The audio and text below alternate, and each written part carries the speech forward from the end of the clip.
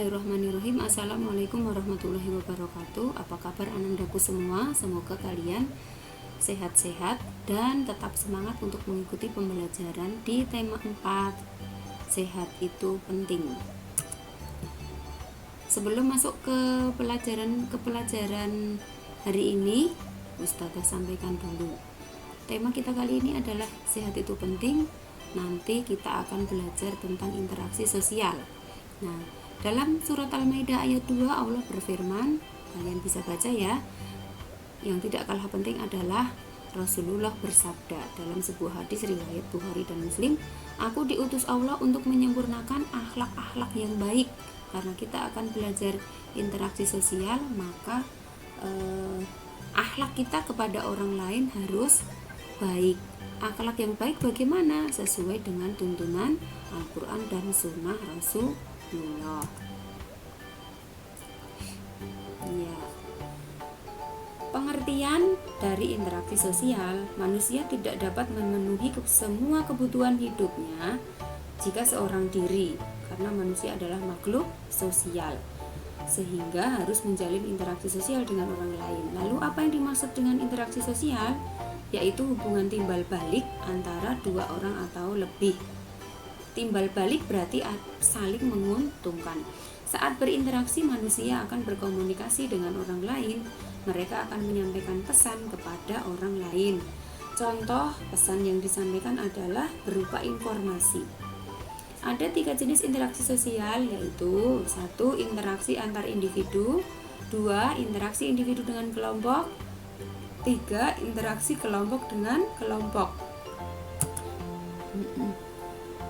Interaksi sosial penting dilakukan oleh setiap individu. Dengan melakukannya maka kebutuhan akan terpenuhi, juga nanti dengan interaksi itu akan bisa dicapai tujuan bersama. Tapi yang perlu diingat, ada interaksi sosial yang harus kita hindari, yaitu interaksi yang mengarah kepada perpecahan. Tapi kalau interaksi yang mengarah kepada persatuan, itulah yang akan menjadi tujuan bersama dari satu interaksi.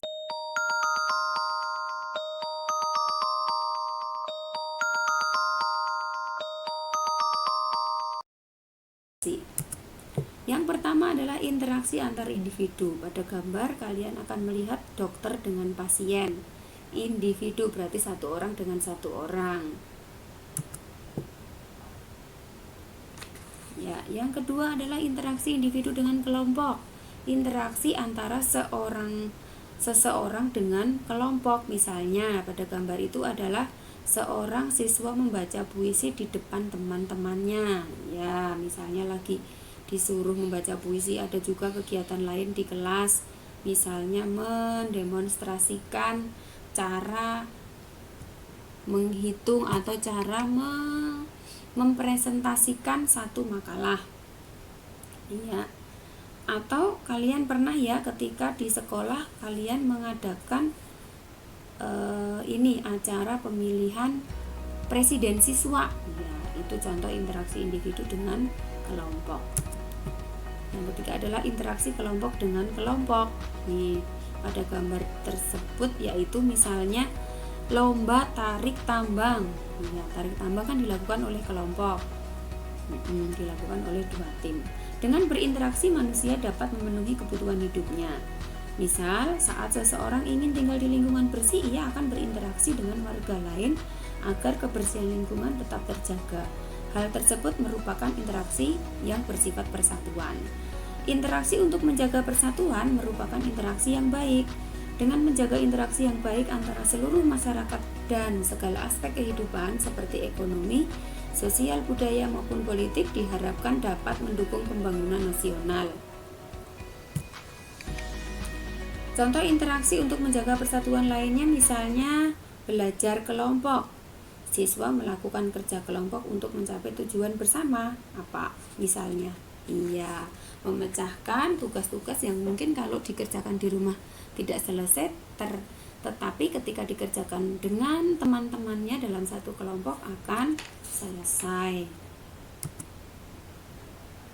Ini ada gambar sedang apa ya?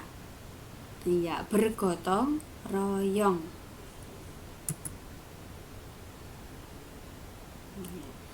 Interaksi sosial di lingkungan masyarakat. Dalam kehidupan sehari-hari, manusia berinteraksi dengan orang lain. Interaksi dapat terjadi di lingkungan keluarga, sekolah, maupun masyarakat. Setiap anggota masyarakat menjalin interaksi untuk mencapai tujuan bersama. Salah satu tujuan tersebut yaitu menciptakan lingkungan yang bersih, aman, dan tentram.